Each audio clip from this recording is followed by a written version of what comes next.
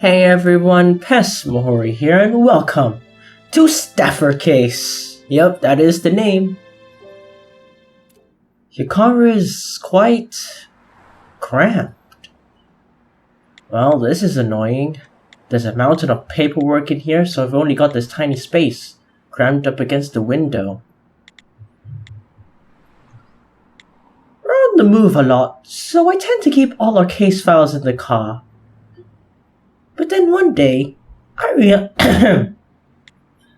realized there were more files in the car than in the filing cabinets, so I just moved what was left in the cabinets to the car. It should be the other way around, but okay. The place you're sitting now was originally used to store all the files on thefts and robberies. By staffers, I assume. I'm pretty sure seats were originally crafted for people to sit on. Throw out any stereotypes you may be holding on to. No. In fact, now that you said it, I'm thinking of them even more now. In investigations where mana is involved, you've got to think outside the box.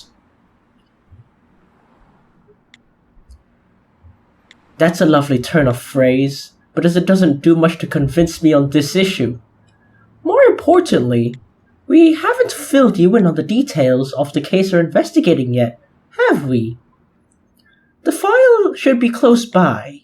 It's case file A01-36. Is this the one? Found it. The murder at the... I can't get over that. The murder at the Trump Tower Theater on Dartford Road.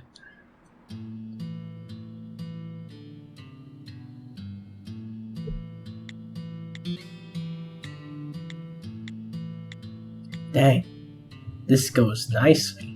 This is quite nice.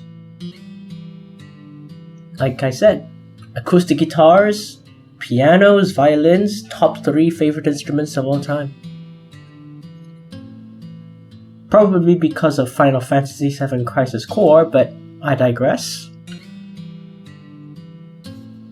The body was found inside the theater in the office of the victim at 9 p.m. on the night of October the 29th. The first to discover the body was Julia Geller, an employee.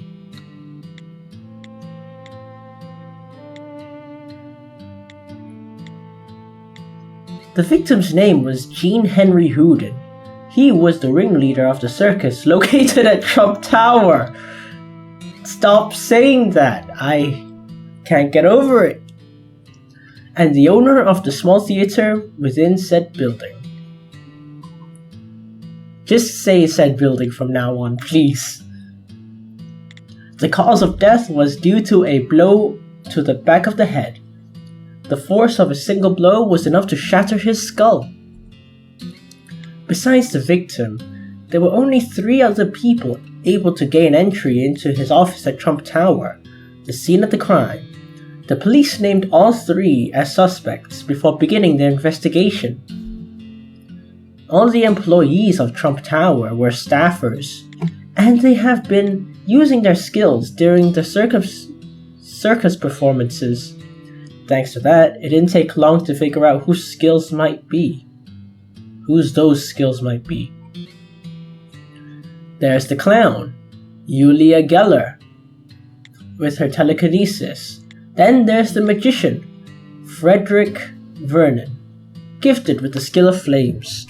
Finally, we have the acrobat, Oz Aston, with her skills with ice. Okay then,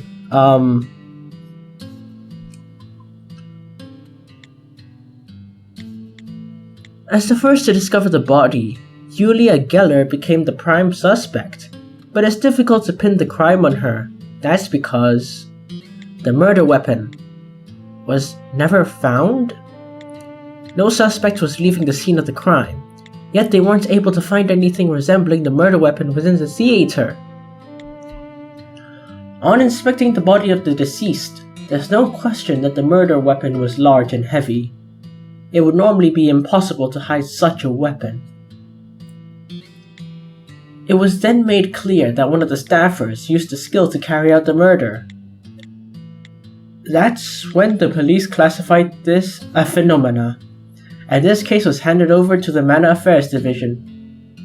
Come to think of it, why is there a large puddle in the crime scene? And one of the staffer's skills is ice. Interesting. So what if someone materialized a big ass ice bat, stomped the guy, and then the murder weapon melted away? Or maybe it was a teamwork thing. I don't know. I guess we'll see.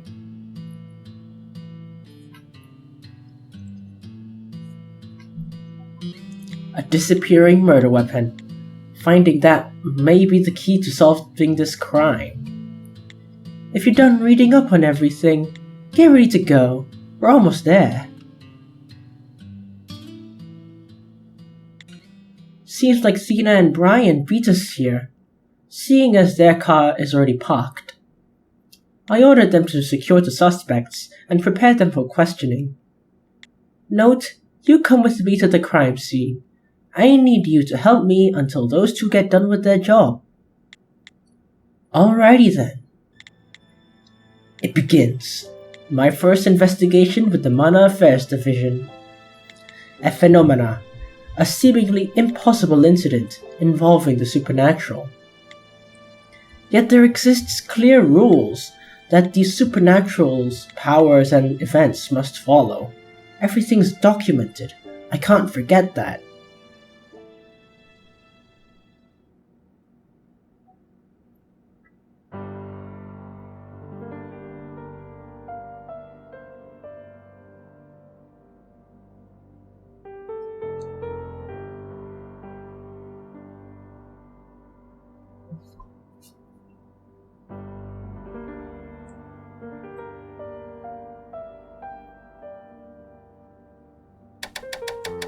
Case 1. Backstage.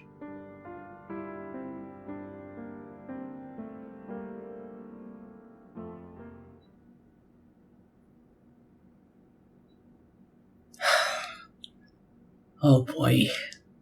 I'll never get used to that in my life. Okay, I'll never get used to that. This is the scene of the crime. The office of the victim, Houdin, also listed as the lounge. Oh, oops. Don't worry, that music was just part of my wallpaper. It's wallpaper engine. Very nice. Sorry if that jump scared you. Quite luxurious for a lounge. I forgot where my mouse was. Because the room is so spacious, they must have decided to use it for more than your average lounge. They said the victim spent most of his time here. Then our culprit must have also known to come here if they wanted to find the victim. We're going to look for clues here. Give me a hand. But I thought Detective Brian already finished his investigation of the room. Do we really need to do a second sweep? We do. Just like there are certain pieces of trace evidence only Brian can see, there are other clues that will only show up for me. Come to think of it, I haven't told you my skill, right? No. What's your skill? Contact memory recall. I can read the memories of items with a single touch. It's commonly known as psychometry. Okay, what? You can read the memories of items? I don't follow, man. Huh. I think it'd be better to show you. You see the teacup on the table? Yes, of course. I have a great deal of suspicions about that cup. Is that so? Indeed. It was right next to the body, meaning it could have been poisoned, no? But wasn't the victim bludgeoned to death? So I shall read into the memories of this suspicious teacup. She's just ignoring me now. You're very easily ignored.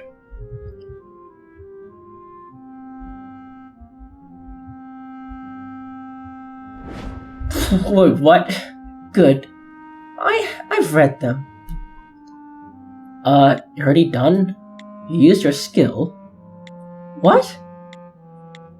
Did you think I was going to start glowing whenever I used my skill or something? That's a rather ugly stereotype people have when it comes to staffers. The thought never crossed my mind. You probably didn't sense a thing, but just a second ago, the events of this teacup experienced in the past 72 hours just flashed through my mind.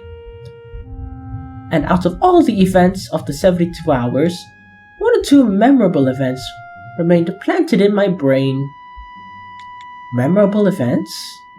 For example, with this particular cup, it's worth noting that not a single memory of someone's lips touching the rim of the cup remained. That means no one drank coffee out of the cup the past few days. So even if the coffee had been poisoned, the victim had no chance to drink it. Seems so. Though we know the victim was bludgeoned to death, so there was never a possibility in the first place. Of course, the thought never occurred to me. Do you understand what my skill entails now? Yeah, but if your skill allows you to read the past of different objects, can you just read the face of the culprit from an object's memories? I cannot. Sight isn't an option. I'm sorry, what? There are only 3 senses I can get from an object. Sound, smell, and touch. I can't get a read on anything besides those 3. Shut up, phone. Let me silence you.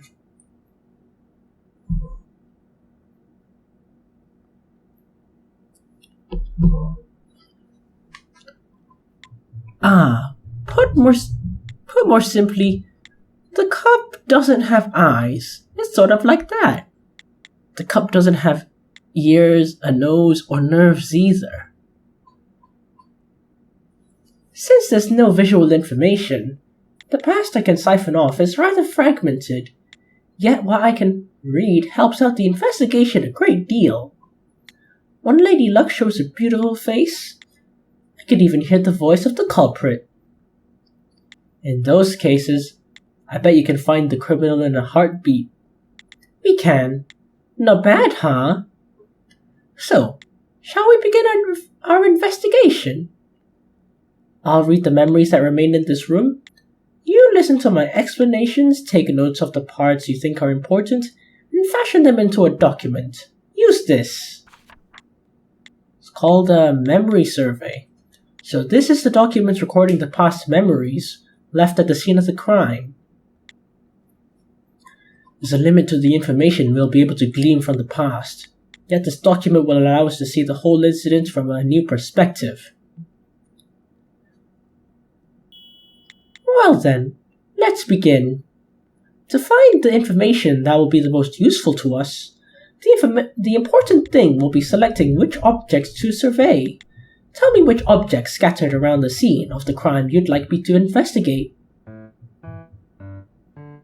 Oh, do I... Okay, now I do? Okay, now I do. A dartboard. Probably not related to the case, but shall we read into it? It's got darts stuck in it. However, they weren't thrown by any normal hand. It was something stronger, almost like they were shot out of a gun. Not just darts at it either, huh? These are playing cards. For instance, the King of Spades.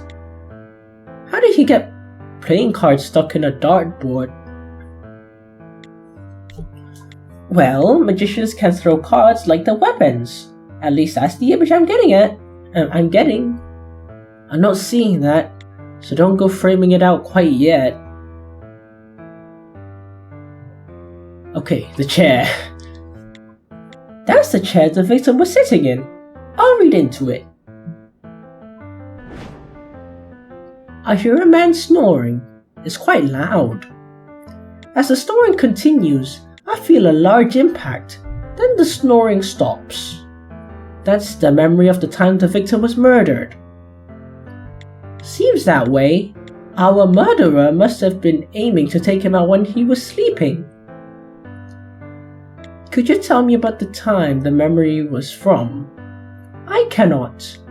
I only know it happened roughly within the past 2 days.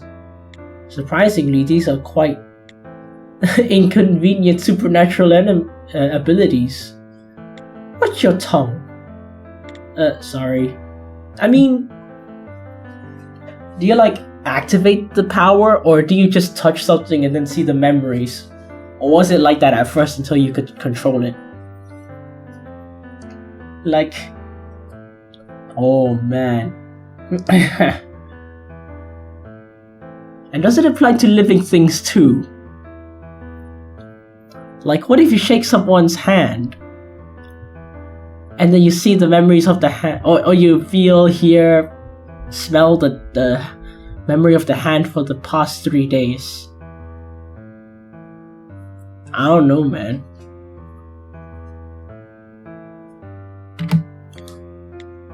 These aren't supernatural abilities, they're skills. Terminology is important. Be careful you don't mess it up.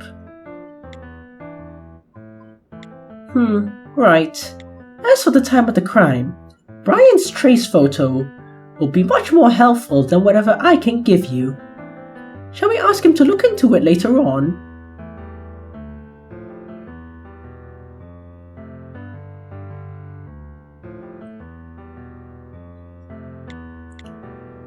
There's a water stain on the rug here.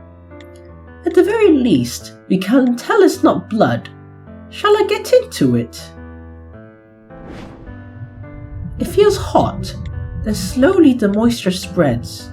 And that smell. Is it black tea?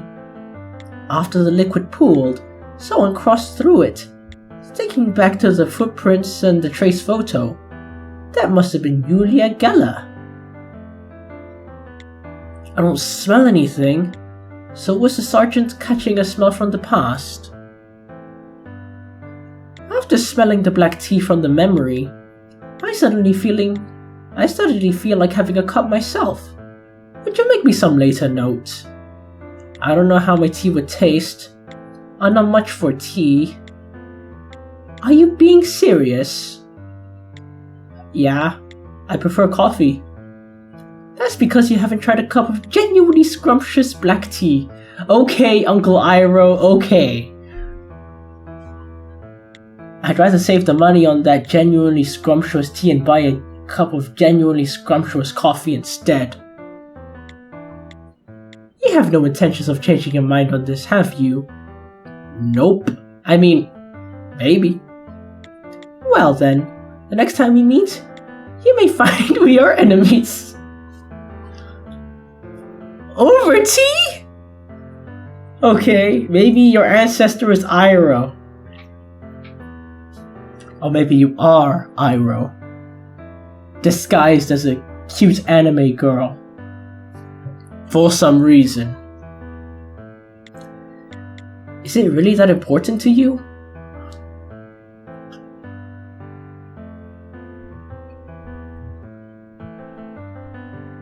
I like this piano music. I can vibe to it. It says 5 clues remaining, but I only get the shelf, the sculpture. Okay. Alright, I'm going to use my skill, so fuck off for a moment. Now she's still salty over the tea thing. Very appropriate. The flower pot on the table fell off due to an intense tremor, which is how it seemed anyway, so there wasn't much point into reading that. Okay. So this fell off the moment due to the impact caused by the culprit. At the very least, we can tell the flower didn't live on and keep moving. Ow, was that too much? It felt wrong while I was saying it.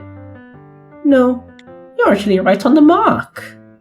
A while back, you caught a staffer who was able to control plants. The staffer manipulated the growth of vines to strangle her victim. What?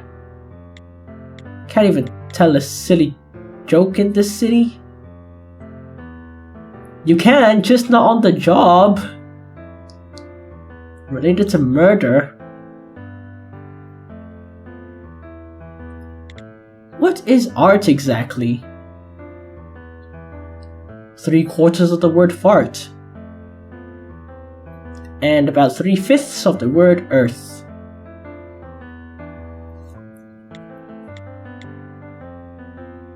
At the very least, it's not this hideous block of stone. Shall we read into its memories? I see. It seems this was originally the bust of a human head. I can't tell you the original shape for sure, but I guess it was made in the victim's likeness. Huh, then why does it look so weird now? The shape was distorted by an extremely high temperature. Someone burned the bust of the victim. How'd someone manage that? It's not exactly a flammable material. You think our culprit did this? But why? Did someone confuse the bust for the victim? Sergeant, no one could confuse a statue for a person unless it was frickin' dark. Well, it might be possible if it had a cape draped around it. Sergeant, no one puts a cape on a bust. Note, one day you're going to see a statue wearing a cape, and won't you be surprised when you do? I mean, to be fair, I have already seen that in my life. So it is real. I'm not sure about that, but whoever made the bust like this was holding quite a grudge against the victim. At least that's one possibility.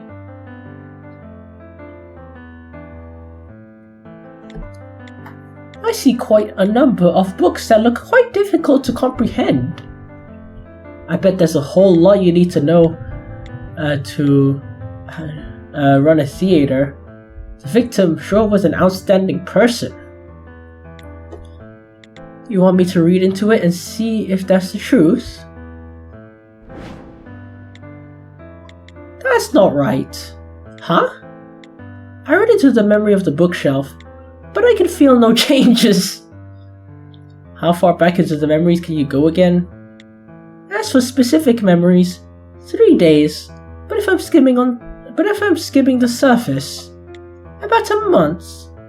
He must have been busy these days. There are quite a number of people who view books in terms of adding to the look of a room. Or maybe he read those a long time ago. Like a really long time ago. You never know. There are much cheaper decorations.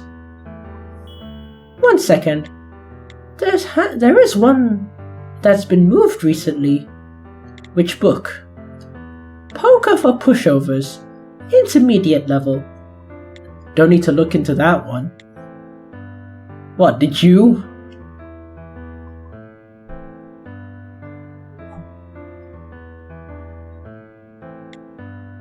The cup doesn't look suspect at all.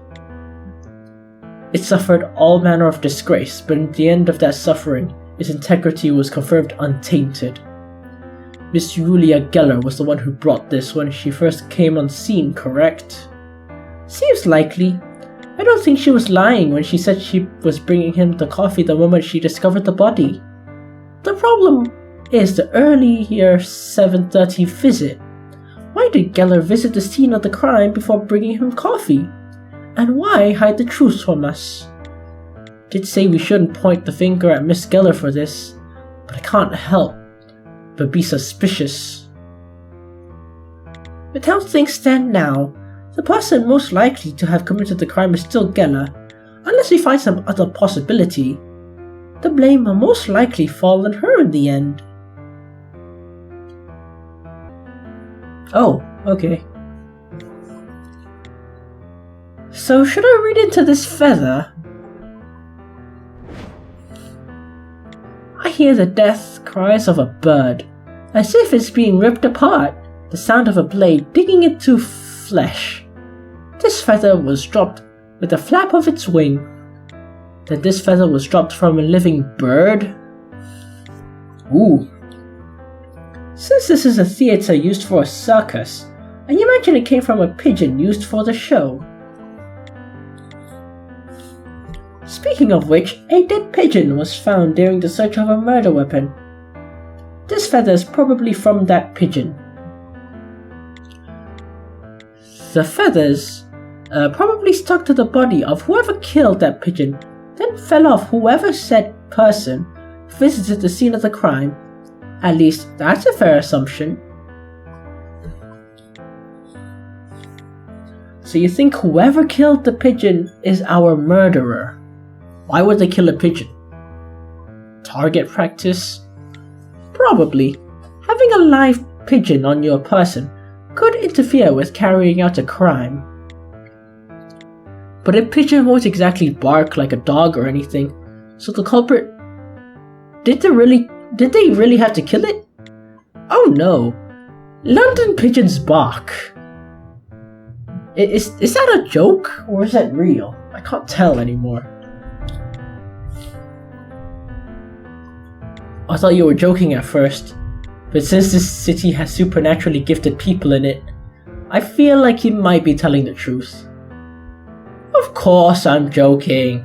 The pigeons here are just pigeons.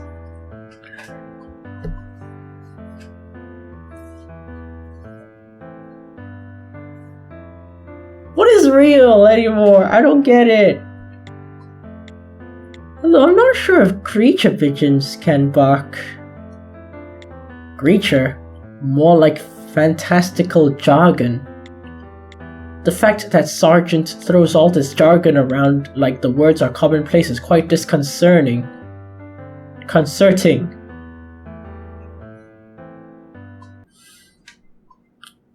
Well, I think we investigated everything worth looking into.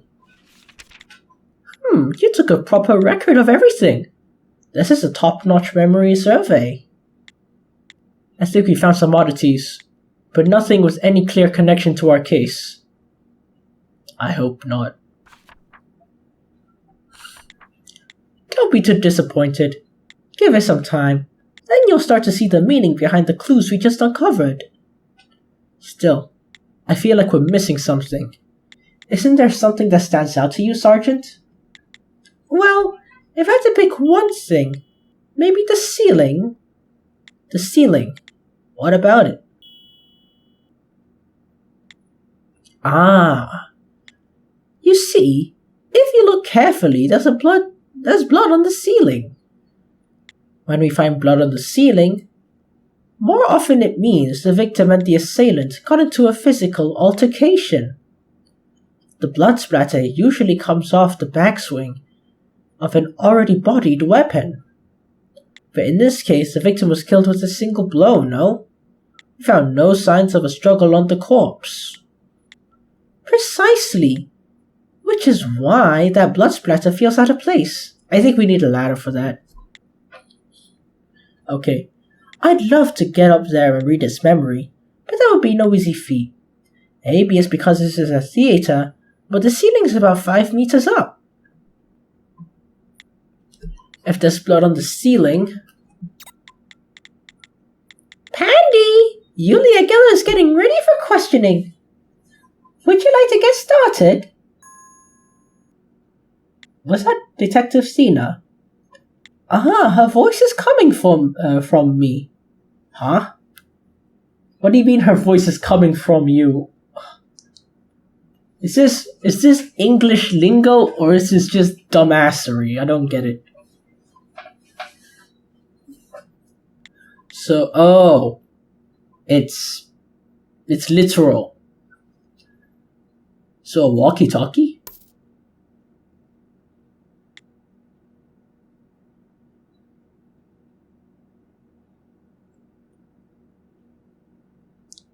What? Where will we carry out the interrogation? Got the suspect in the green room. The small dark space makes it perfect. Don't you think? Sounds good. Give us 5 minutes. Sergeant? What's that? Huh? It's a... It's a spork? We use these instead of walkie-talkies. So it's a walkie-talkie shaped like a spork? No, it's a spork. A cross between a spoon and a fork.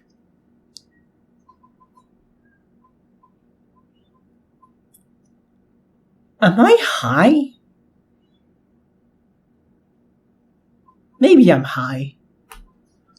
Okay, maybe the game makers were high.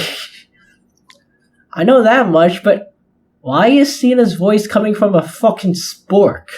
How exactly does it work? I'm not quite sure myself. After all, we can't be sure which objects will become staff. What? I guess you're not completely in the know. We call objects with special abilities, like the spork for instance, staff. Just like the staffers, these objects are also phenomena.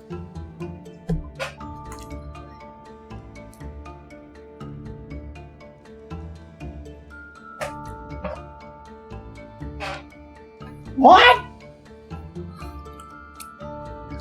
A fucking spork can become a staff? This is dumb. This is dumb. Whatever. Then staff is like the object version of a staffer? In truth, staff is a human version of staff, but, I mean, you've got the gist of it. Here, now you've got one too. If you want to get a hold of someone, just hold it upside down and speak. But why does it have to be a spork? No, let's not dwell on that. I should focus on the case. Note, you're going to play an active part in interrogations as well now. Can I really? It's important you experience a little bit of everything. I have matters to attend to that require me to leave the theater for a while. While I'm out, you go help Thena. Alright, I'll give it a try. Though I'm not sure I'll actually be much help. In true, we have no idea if you'll actually be much help. But it'll be better than you not tagging along.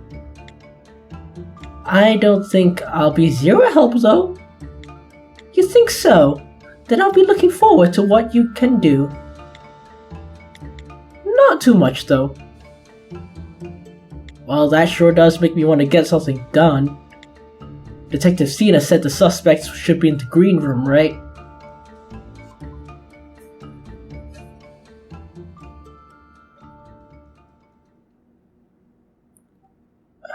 My god. Who came up with this name?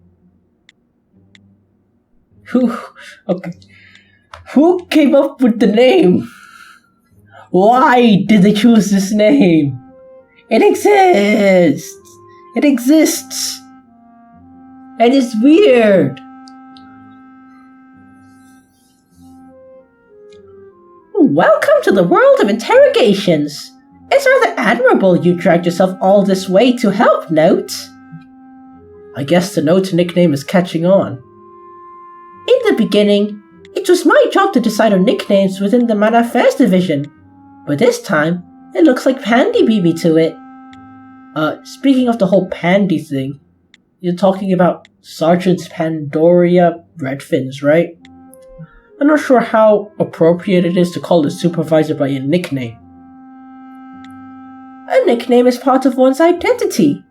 It's what you need to survive when you work in this field. What field is she working in, where this is normal for her? Excuse me, how long do I have to wait? Oh, hello, Geller. I'd like to get this over with. Ah, this woman. Is she Yulia Geller? That she is. Would you like to introduce yourself? Hello, miss. I'm Notre Case of the Manor Affairs Division. No need for introductions. I won't remember you anyway. You're a staffer, right, Miss Geller? I heard you were gifted with telekinesis? You should have all my information since I gave you a lot my bureau file before. Can't you figure it out from what's written there? With all the strange jargon on the document, I honestly couldn't have told you from a look. Sorry, this guy's a rookie. Could you give him a demonstration? If I must. Stay back while I use my skill. You'll only make it harder to control. Ah, of course! Well, I can show you with this pen. How's that? Oh! That's it? The pen's floating. Aren't you impressed? What more do you want me to do? How can I put this? Since it's less of a magic trick and more of a supernatural ability, I find myself quite disinterested all of a sudden. Would your audience members enjoy something like this? Are you in your right mind? Of course I perform different stunts on stage. That is just to show you my skill. Amateur. Miss Geller, I heard you're a clown here at...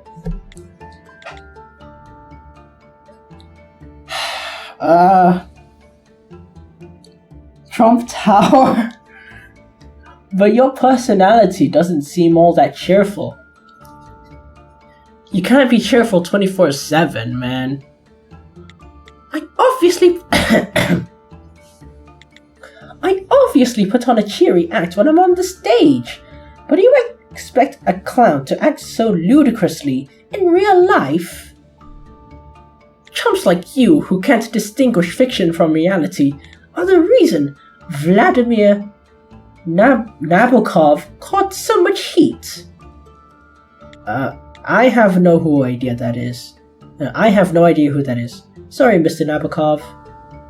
More importantly, I've already said all I have to say. Why am I here?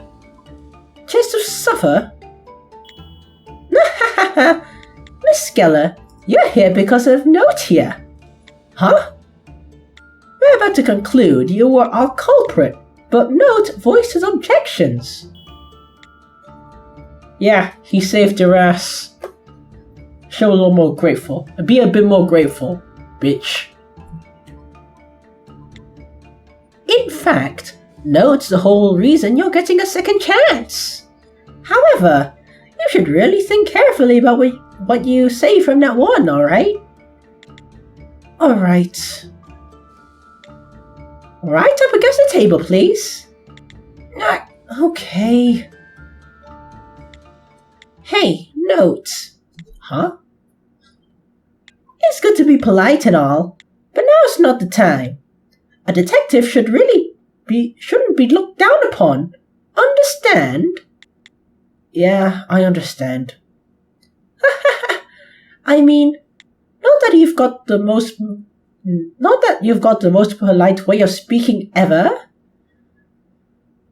So, Miss Geller, I've got a question for you. Alright. About the day in question, before you happened upon the body, did you see the victim at all? Since we already know everything, I think twice about lying. Yes, I did. The ringleader called me in at 7:30, so I went to see him. 7:30? Wow, so English. So posh. You know what normal people say? 7:30. That lines up with the trace photo. You have a photo? No need to get into that. More importantly, we'd like you to tell us what happened at 7:30. Yeah, that's how it's normally said. I mean, army people would say 19:30, like the time. And yes, on my phone, I do set the 24-hour format.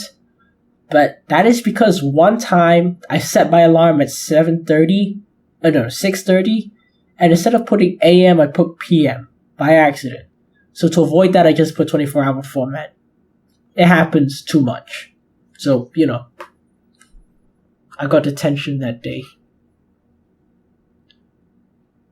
I'm sorry, but I'd rather not talk about what happened then. Could you give me some time regarding the matter? Okay, then perhaps we should hear from someone else first. Very well then. Why is that funny? That should not be funny, but it is. Wouldn't it have been better to pry a little further? We can pry later. If we push her too hard, I'll have a harder time detecting abnormal heartbeats. More importantly than that, Note, you almost got us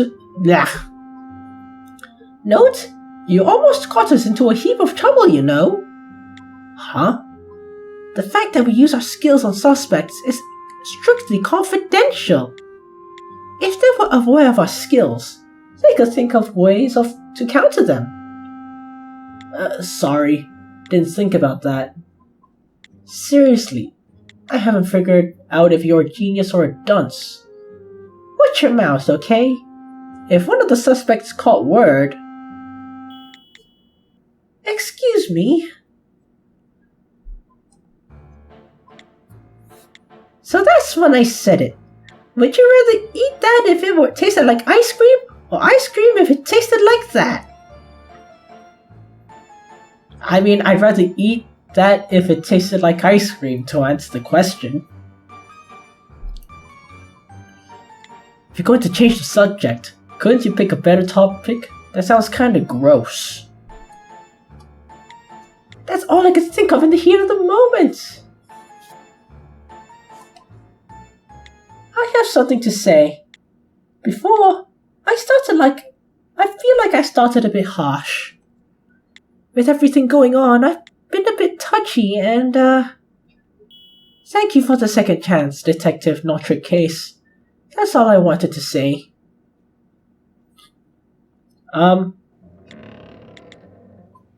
Whoa! That's a development, huh?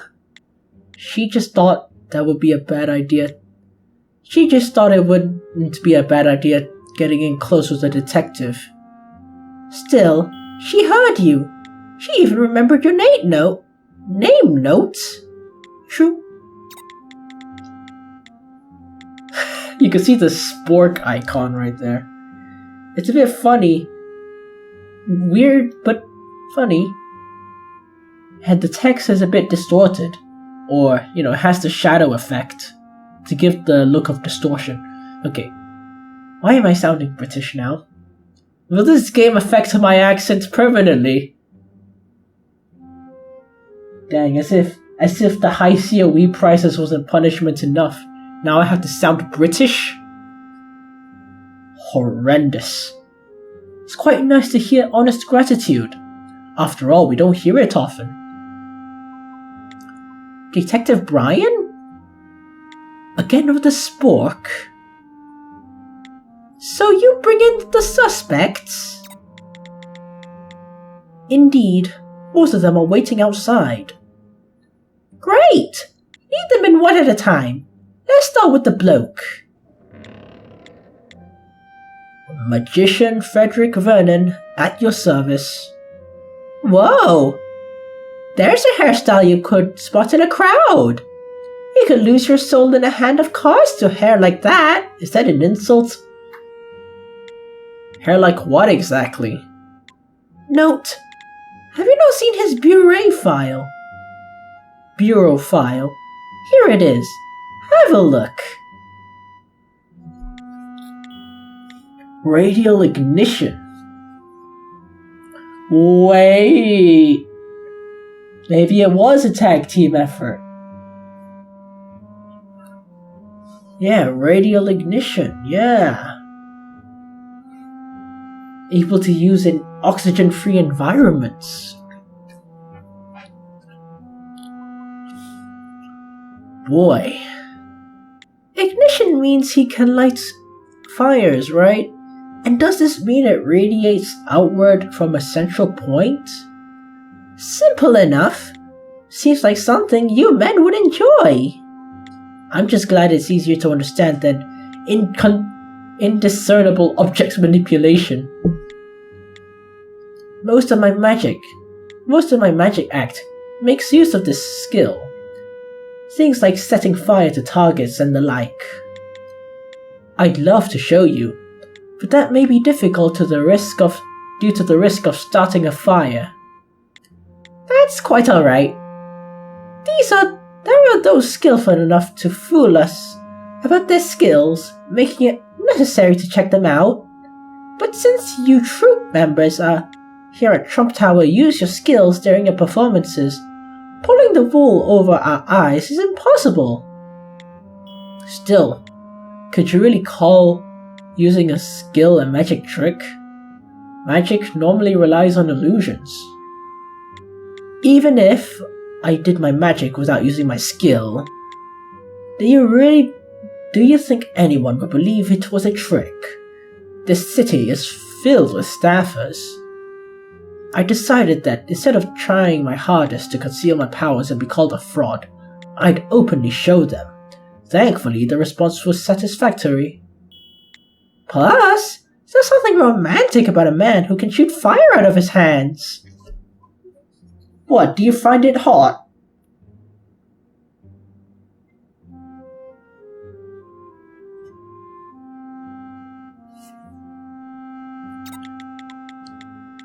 That may be your personal preference speaking. But, sorry. Calling you in here so suddenly might be quite the inconvenience, yes? No, that's quite alright. The man wearing the monocle provided me with a blanket and a spot of tea after turning on some classical music. Seems like the Bureau treats the suspects quite nicely. It's the man wearing the monocle who goes to strange lengths. More importantly, I'd like to move on to discussing the case. That's why you called for me, is it not? Ah! Should we then? Please, scoot in close to the table. Well then, could you tell me about the last time you saw the deceased? If you like. This Mr. Vernon, he doesn't seem as hot as his hairstyle makes him out to be.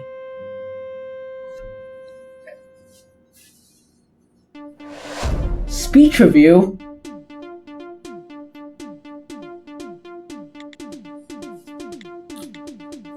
I visited the scene of the crime at about 8:30. It was due to personal matters I had to discuss with the victim. I knocked on the door for almost 5 minutes, but there was no response. I couldn't hear the slightest bit of movement from inside, so I just went back to whatever I was doing. I didn't go inside. I couldn't have killed him. Okay.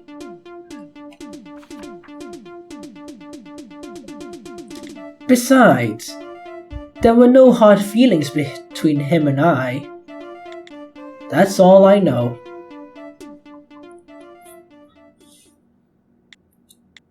Shorter statement than I imagined. He seemed like he had a lot to say.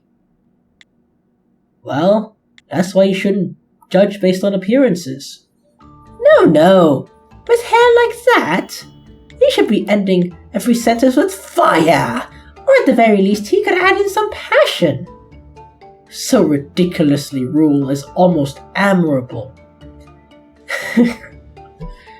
Anyway, first things first. Check out the statements we got so far, Note. Alright, let's see here. I got 2 new documents. Vernon's bureau file and his statement. I should take a close look at them. Since I'm not a staffer, the only thing I can do to help is look for clues within the document written by others. Let's think.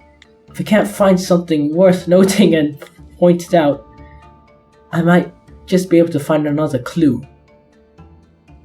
Oh.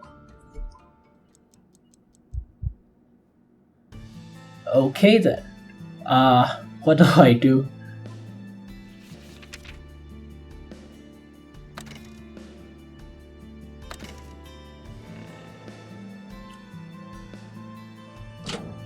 Okay, that's what I was supposed to do apparently.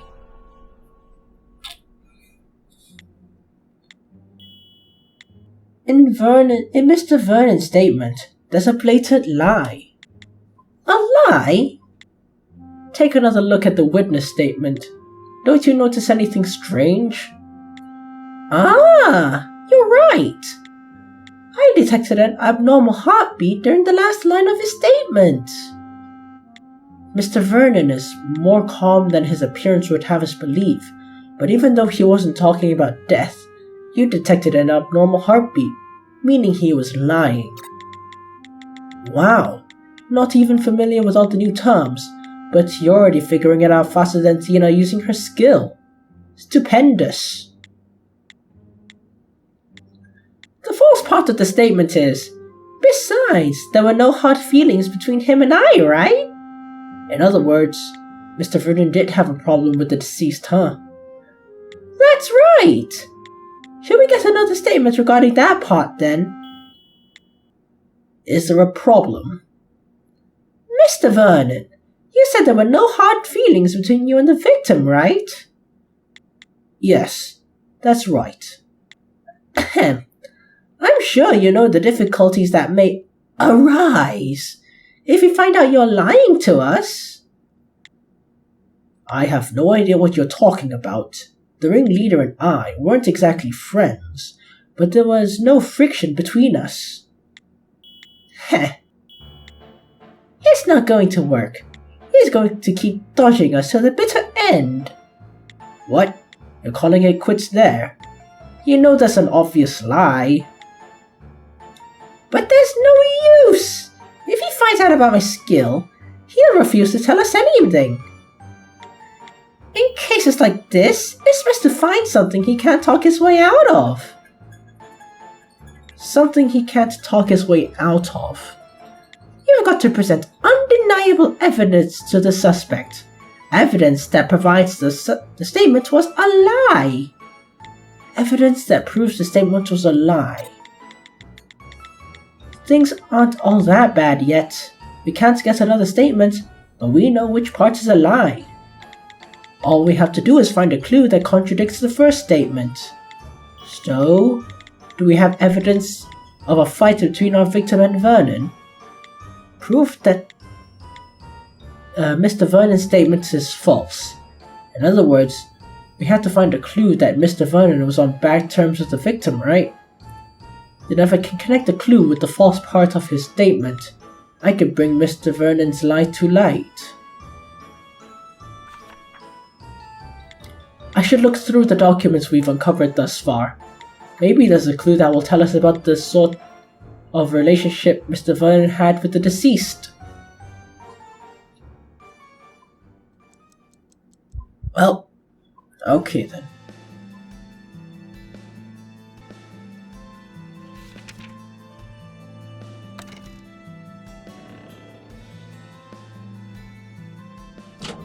Wait, that was really it?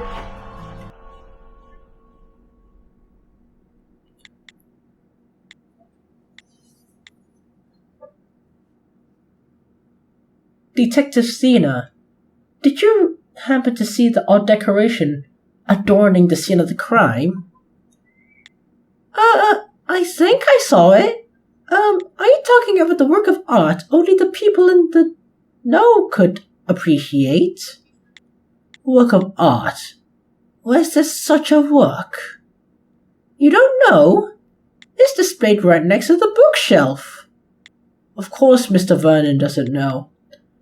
It's no simple work of art after all. It was a bust modeled after the victim. Really? Then why does it look like it was swallowed by the abyss? According to the sergeant's investigation, someone melted it down with a powerful flame. Aha! Fire, huh? Gotcha, bitch. How do you think that happened? There wasn't exactly a bonfire in the room, and there were no signs a bust was carried out. Is it even possible to make a bust look like that? The only way it's possible is if it was done by a staffer with an ignition skill. That staffer must have absolutely hated the victim. The nerve required to make a bust of the victim into an abstract artwork. Mr. Vernon? Yes. With you and the victim, things were bad, huh? I would like to apologize.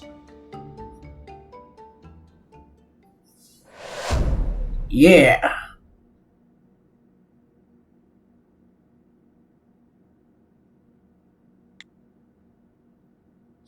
Why lie? I'm sorry. I figured that if you found out I got into a scuffle with the ringleader, it might turn your suspicions toward me. I thought about being honest with you, but you're all part of the Bureau, right? Why's that matter? You're right. Since I'm also a staffer, I figured showing weakness in front of the Bureau, well, let's just say I had a bad feeling about it. I've heard the Bureau had a bad reputation at least at first glance, but I had no idea people trusted us this little. Makes you wonder what they were doing, huh? No, it's not even a question of trust. I feel like Mr. Vernon is actually terrified of us. I'm not completely unaware of what you may be feeling, but making false statements will only hurt you in the end. I'm going to write up a new statement. Will you be honest this time? I will. And here comes the funky music.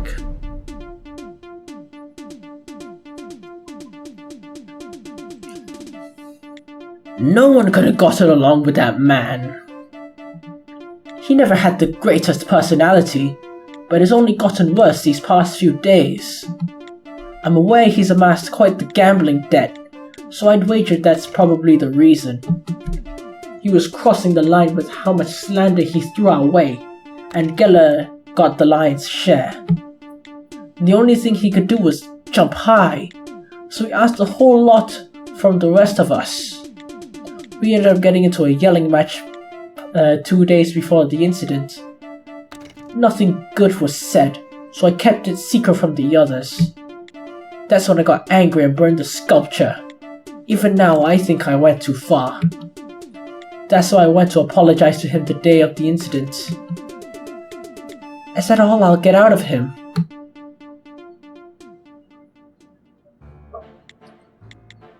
Is he the one who forced you to style your hair that weird? Yes, the ringleader took his directing role very seriously, to an odd degree. He forced me to act like I'm this character full of passion. At the end of every speech it's fire, or something similar that puts the exclamation point on what I say. That's how Thena would have you do it. No, it isn't! That thought never crossed my mind! Did too. If the victim really was like that, why'd you stay at the circus the whole time? There must have been a way to shift careers. There was not. No other troops that would accept us. I can assure you that. Regardless, that's all I have for you. Sorry to disturb your investigation. Shall we call in our next suspect then? I just did. Whew. I mean, careful. I know.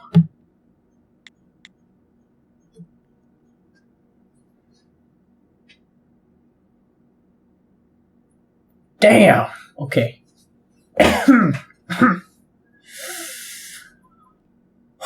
Okay.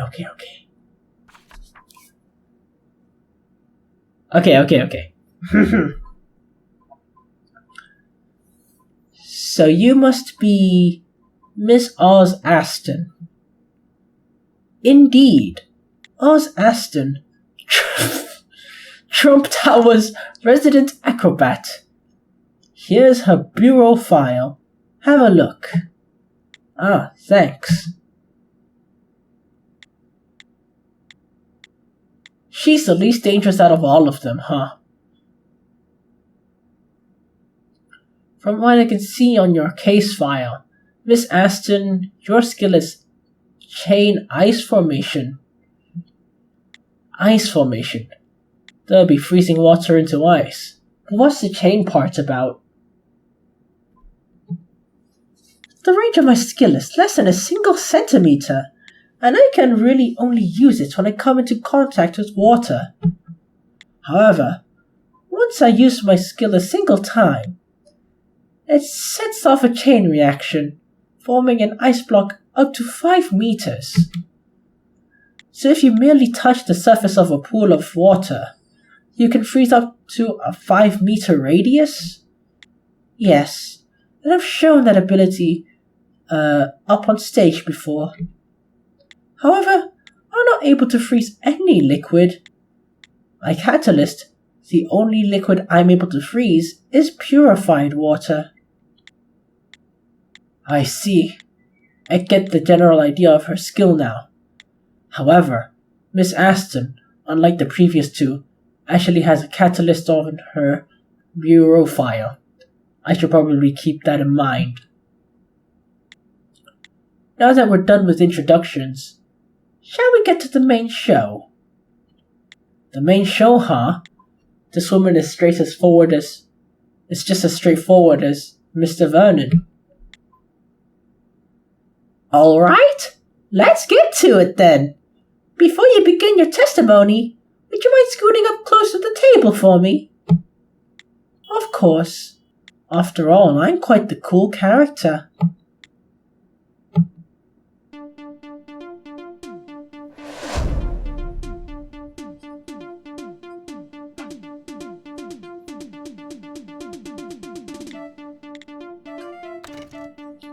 I went to his office only once. The time was maybe 8 in the evening.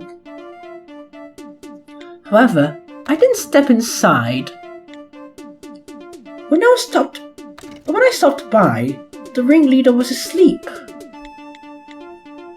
I was worried he'd get angry if I woke him, so I returned to our green room. A time after, I heard Yulia's screams. Ooh, what's with that? I sprinted to the office where his screams were coming from to find his corpse. Are you alright, miss? Look at her! She ain't alright! What could you mean? When you recalled the incidents in question, it looked like you were trembling. I believe you're mistaken. Such affairs hardly affect me. Few people would use such affairs to describe a murder. Oz Aston, you seem to be a rather unique individual. You haven't touched that ice lolly you're holding, So why carry it around with you? Perhaps Mr. Vernon said he was acting out a passionate character on stage, right? Then maybe Aston is also playing a character. We're not exactly on stage, so why keep up the act? Besides, what character is this supposed to be? One with a split personality? Since Mr. Vernon with his fire was made to focus on his passion, Miss Aston was probably a cool-headed character. Thinking about it like that, I do feel quite sympathetic. Detective Cena, what's the matter? Dear Lord! If I haven't figured it out, Miss Aston's lying to you! Excuse me, what sort of accusation is that? Miss Aston, you said you never opened the office door, right?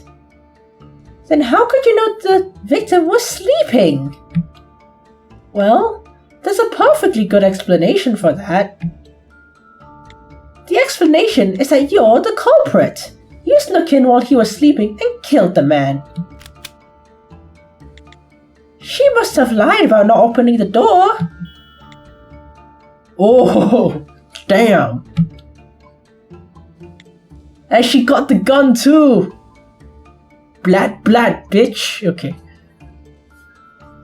That's a rather hasty conclusion to make, but not inaccurate. And would you please work on the habit of you whipping your gun out all the time? You know what they say about old habits?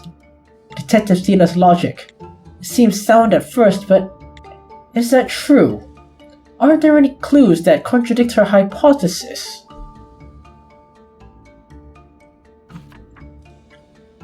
Let's print out her claim and check against it some of the other documents. I want to support or oppose someone else's claim. I had to print out the transcript, right?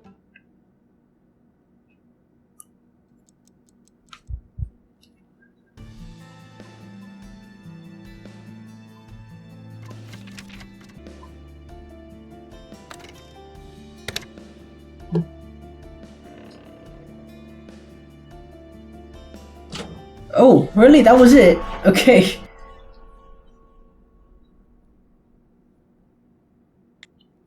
Detective Cena? What's wrong? If you pour too much admiration on me, that might lead to some problems. It's not that, I don't think she's lying. What?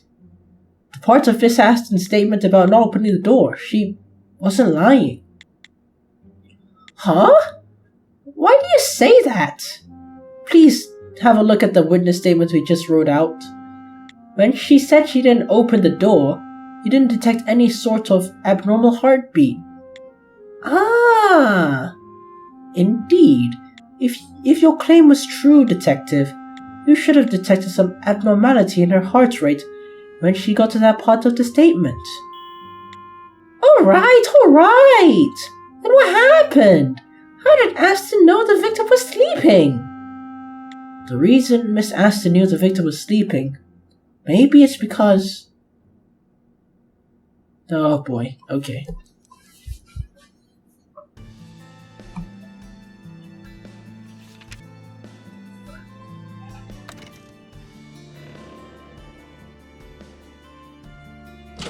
Okay, got it.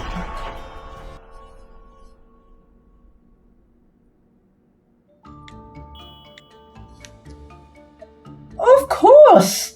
The sound! What sound? His snoring! Right when I was about to open the door, I heard the ringleader snores. His snoring was a thing to behold. So you heard the victim snores and knew he was asleep. You really expect us to believe that? It's true. Why are you doing this? Why only prove my claims wrong? Because you're wrong.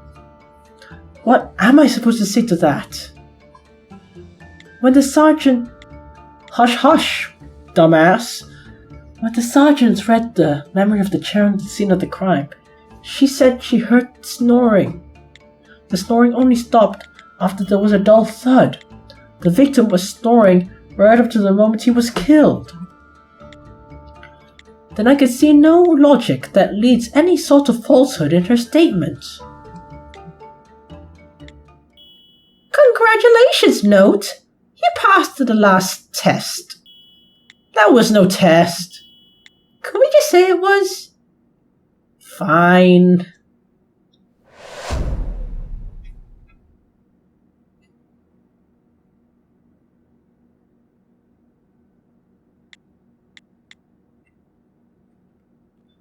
So, is my name cleared for this now? It is. Sorry to have casted blame where I didn't belong. No, it's quite alright. As I said, I'm a cool-headed person, so it's natural for me to raise suspicion. Okay. Who's going to tell her? I should. Miss Oz Aston, you don't look the least bit cool with what's going on. Instead of cool, I'd go with someone suffering from a mental breakdown. Just the overall concept of carrying around an ice lolly to look cool. It's so one-dimensional, it actually comes off as sort of cute, no? She's breaking down again. I'm so sorry. Okay, it's not me, it's whatever, you know?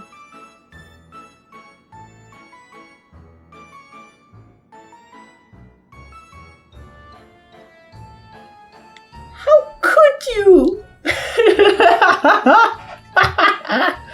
I'm sorry. You're just acting cool because that's the character you play on stage, huh? You're right.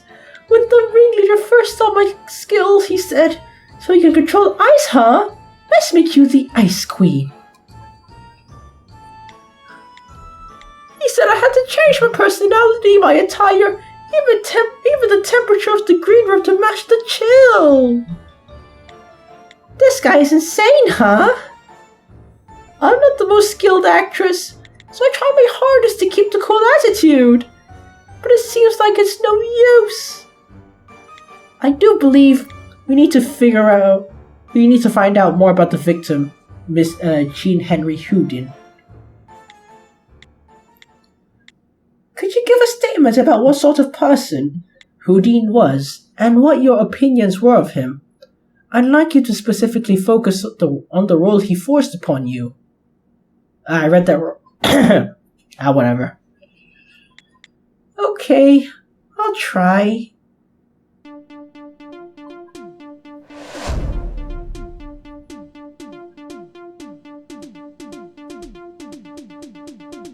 Honestly, it was Yulia who suffered the most. But that's not to say she did anything to deserve that. The ringleader often said of Yulia, "I was tricked into hiring that girl. Gellert can make things float, but only those close enough she could reach out and touch." If you could really think about it, the leader's special ability had to do with soaring through the air, so he must have looked down on her.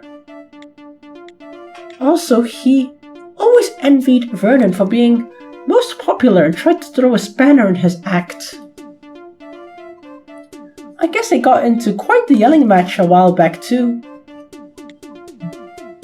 She looks like she's about to cry again. Oh boy. He even tried to put his hands on me once.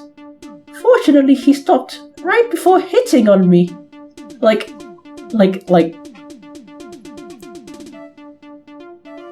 the Blizzard employee way? Or the physical fighting way?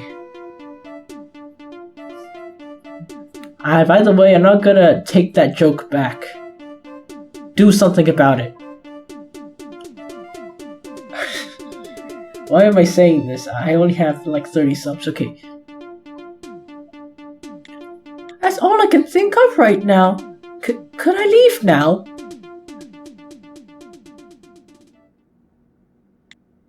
Indeed. You've put yourself through enough. Don't go too far. Oh, okay. I'll keep that in mind.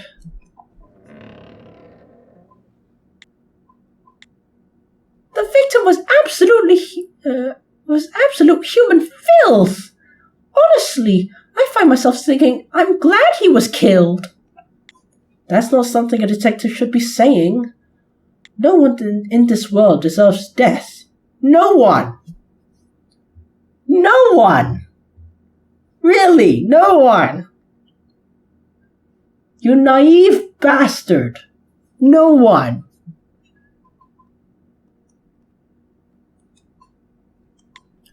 Huh. Still someone tainted. Brian. At the very least, the fact he was murdered doesn't seem that odd anymore.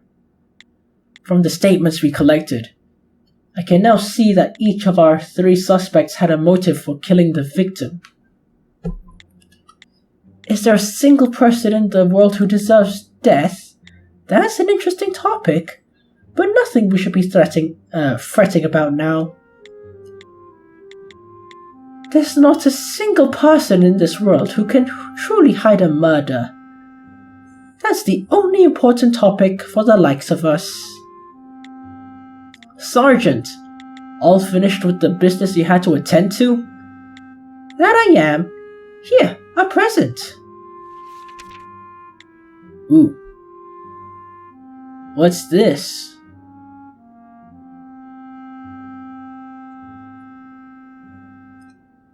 The victim's bureau file. I found it at the nearest gambling den. He must have had urgent business to attend to. He left his bureau file as collateral. And if the bureau had found out about that, he would have had a quick date with Charon for a ride. I only know Charon because of the game Hades.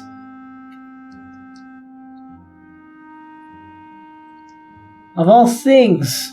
And yes, Charon was the first I maxed the bond out with, okay?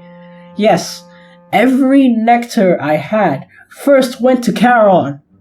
I don't give a shit. He has the charisma, he has the riz, he has everything. He's perfect.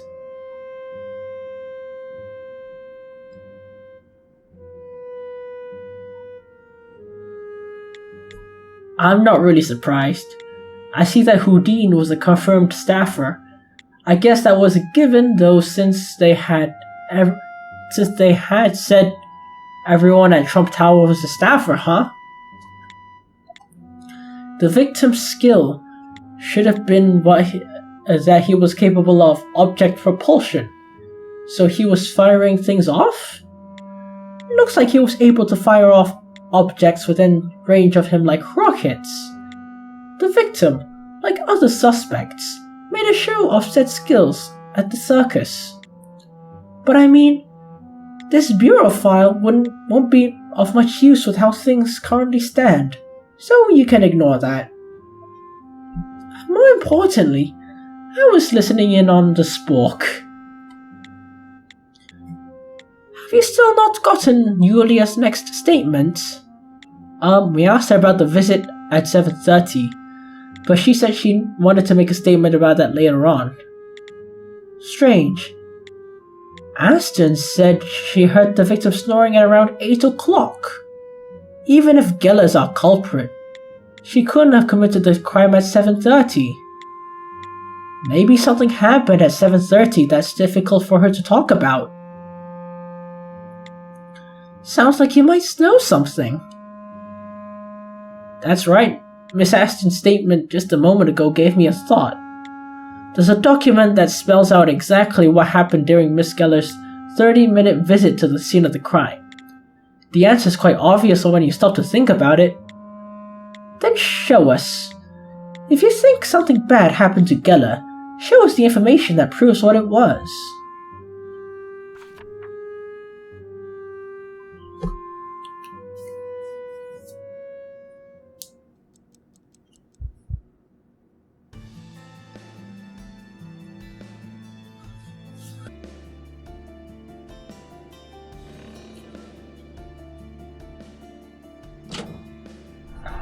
that was it, apparently.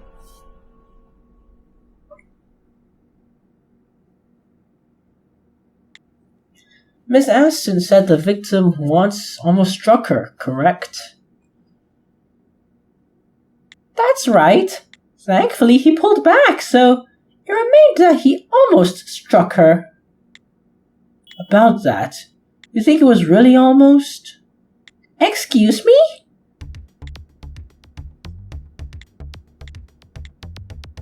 If you can take a look at the victim's hand in the trace photo, you can clearly see signs of an impact. Now that you mention it, I did notice it. I thought it strange back then, so I made a note of it. What's strange from it exactly? A sign of a struggle? No, we've confirmed that the victim was alive until 8 o'clock. The blow was struck before then. Well then, where did the trace come from? The trauma to his palm. Maybe it may have come from when he slapped someone, don't you think? People don't normally just slap an assailant when they're being attacked. There's a good chance this was evidence of an unreciprocated blow. No way! Aston said it herself! He never actually hit her! I didn't detect an abnormal heartbeat during that part of her statement. Maybe true. Aston was never struck by the victim. But how about the other troop members? The blow was struck at 7:30. At the time, there happened to be someone else at the scene of the crime. You don't say... It was none other than the clown of the Trump Tower, Julia Geller. So when Julia Geller met the victim at 7:30, the victim assaulted her. You think that's the part she didn't want to discuss? If you were a suspect in the murder case, you certainly want to hide the truth regarding your conflict with the victim. Also, some people hide the fact that they have been victims of crimes due to self-esteem issues. Reasons aside, note, since you found out the truth, Geller has no reason to withhold her statement. Call in Julia Geller.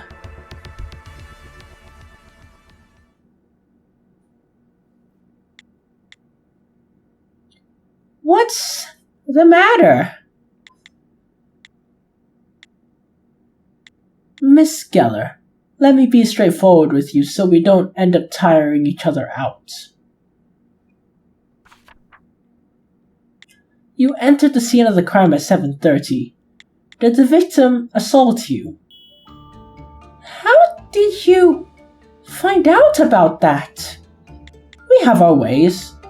Does that mean you're admitting the assault took place? No. We did get into a heated argument, but the ringleader didn't lay a hand on me. It would be wise for you to tell us the truth. I just told you the truth. He didn't. What might have I done for him to want to hit me? Well, I can't think of a reason why he might have resorted to violence. After all, such an action is beyond justification. Yet, as to why the victim held ill will toward you, we've heard a few things. And the reason the victim held a grudge against you might have to do with...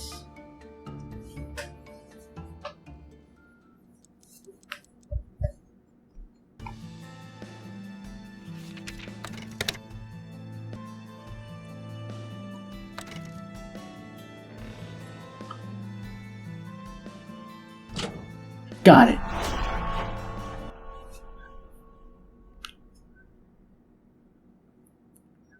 We heard that the victim often said he was tricked into hiring you. Miss Geller. Oh wait, hold on, did I miss something? Okay, no. Your skill is limited in a number of ways. Thus, there's a limit to the number of stunts you're able to show us. Did those differ from the victim's expectation?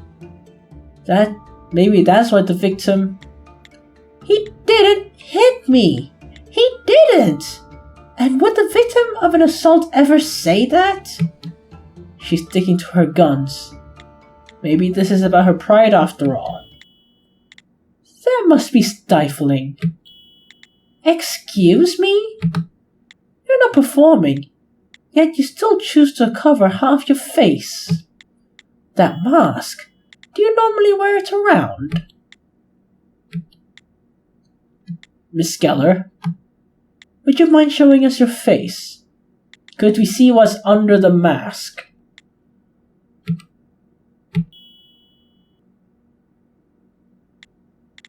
Please keep it a secret from the others. I'm pretty sure the rest already know.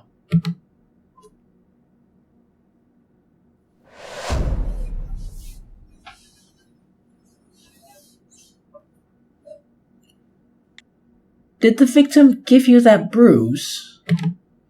He did. I'm sorry if I hid it from you. I was afraid you might suspect me for the culprit, but more than that, I didn't want the other troop members to find out. I know you want them to find out. They know the victim was a bad guy, not you. That's not true. I'm the bad one here. What's that supposed to mean? Well, we'll hear the details when she makes her statement. Please tell us about your relationship with the victim. Okay, I'll tell you. Though I'll doubt this is the information you're looking for.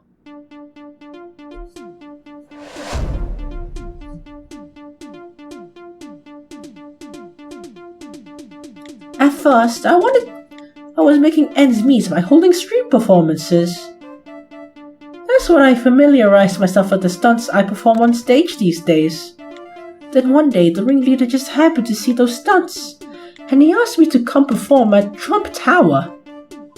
It was later when I learned that the ringleader was looking for a new troop member with telekinesis, and mistakenly assumed that I used telekinesis to pull off my stunts.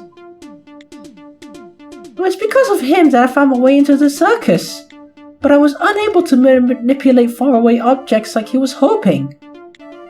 I tried to hide the facts from him at first, but he ended up finding me out. It was natural for the ringleader to have a certain level of detest towards me. I don't blame him for hitting me. Well, that's quite sad. Well, that statement came out completely different than how I was expecting it to. First things first, when you say stunts you perform on stage, what did you do? They call me the jumping jester, but it's hard to do what I do. It's hard to put what I do into words exactly. You're talking about this?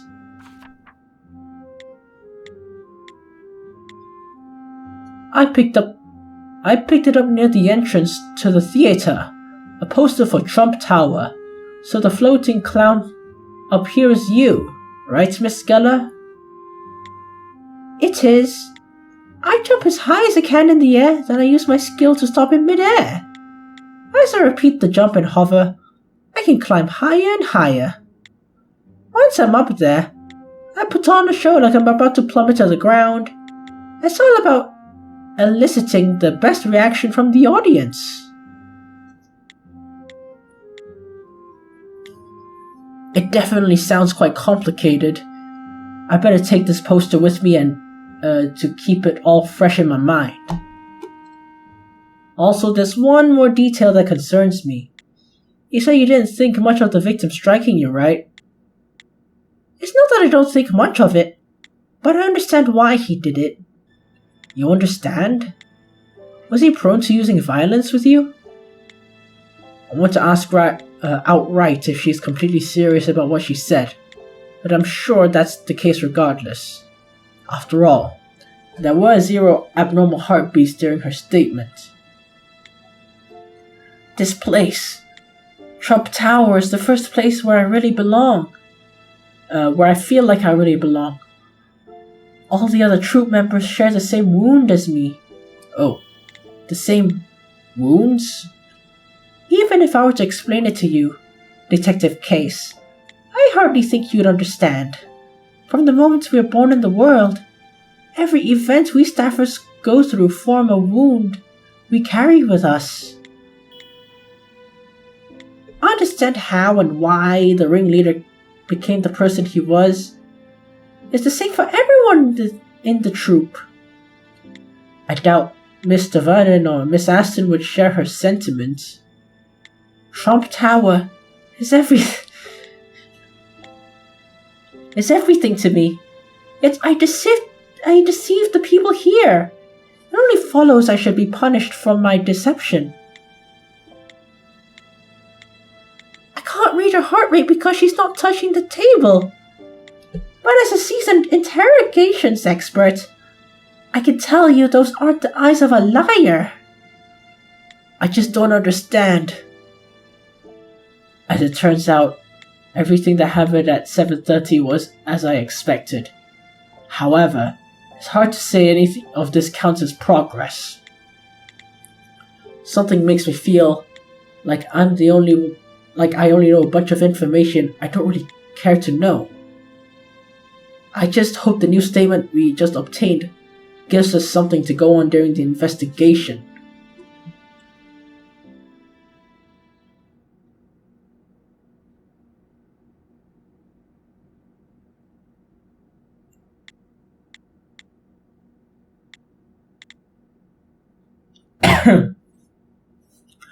I think we heard all we're going to from our suspects.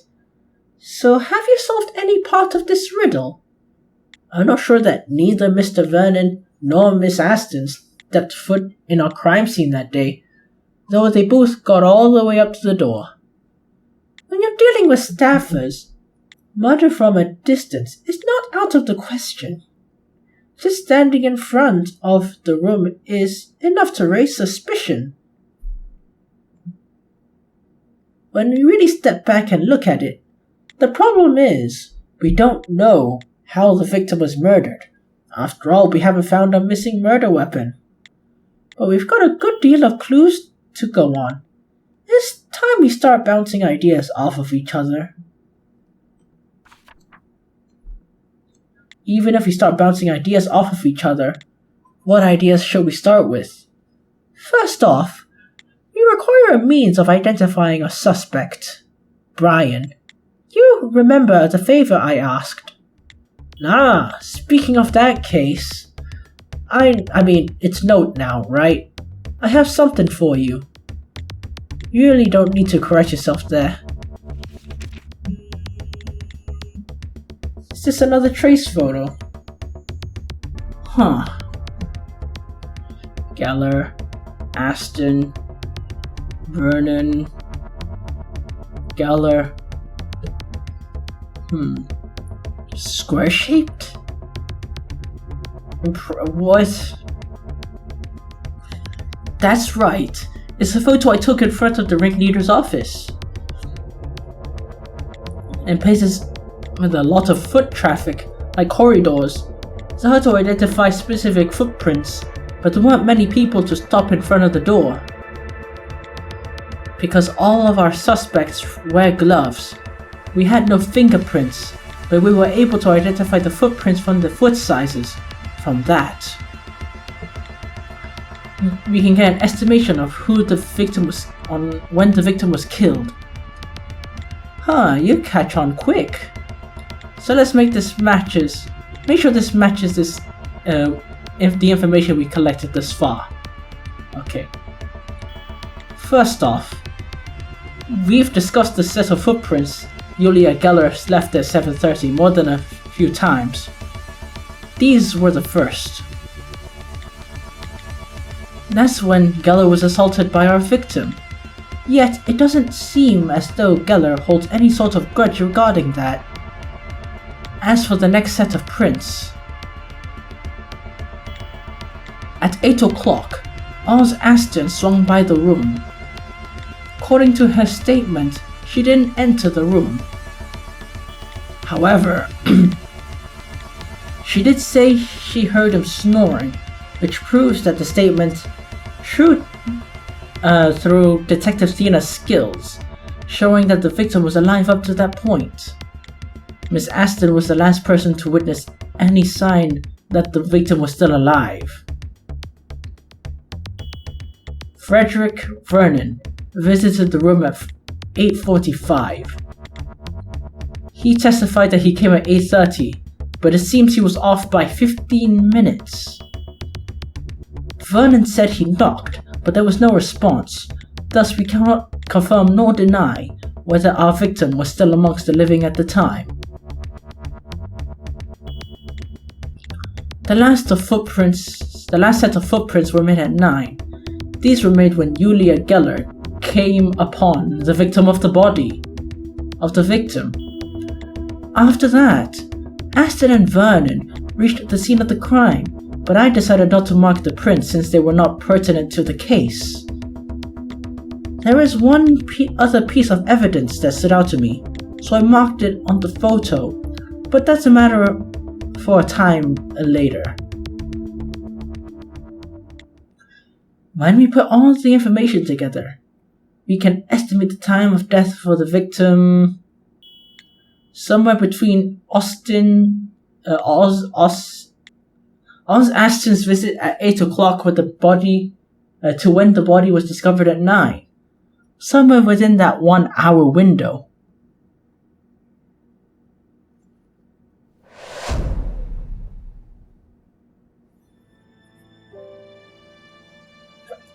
Yeah, this was a long video. I'm just gonna save it for another time. I'm just getting tired, man. I have no idea when the end of the case is gonna come. Who knows? Maybe it's very soon.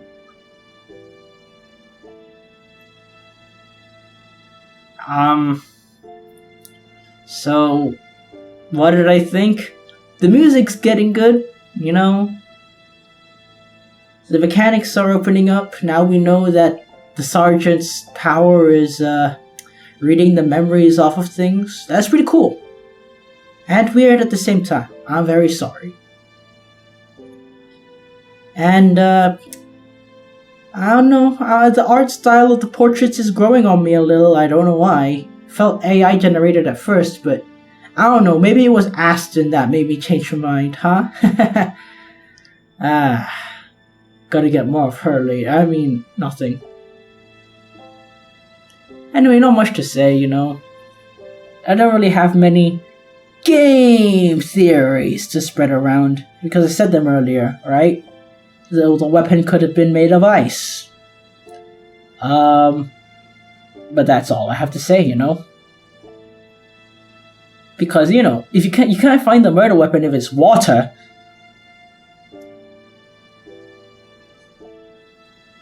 So yeah, not much to say. Anyway, with that being said, thank you so much for watching my playthrough of Stafford Case. And if you like what you see, stay tuned and stay awesome.